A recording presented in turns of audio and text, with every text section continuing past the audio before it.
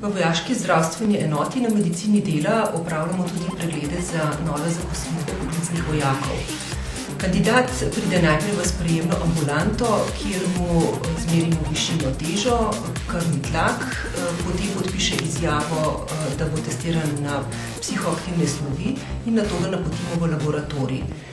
Po odvzemu krvi in urina v laboratoriju gre na psihološko testiranje. Po psihološkem testiranju se vrne v ambulanto, kjer opravi pregled pri zdravniku. Najprej se s kandidatom pogovorimo o njegovem zdravstvenem stanju, sedanjem in preteklem, jemanju terapije, morebitnih razvadah in njegovi športni aktivnosti. Nato ga pregledamo, potem pa opravi preiskave vida, sluha, ravnotežja, pljuč in srca ter nadaljuje pregled pri psihologu. Na koncu ga napotimo še v zdravstveni dom Ljubljana center, kjer mu slikajo pljuča in srce in napravijo test obremenitve na kolesu pri kardiologu.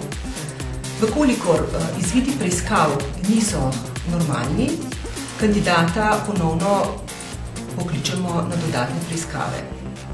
Obvestilo o opravljenih preiskavah in zaključni oceni na zdravniškem spričevalu dobi kandidat na dom.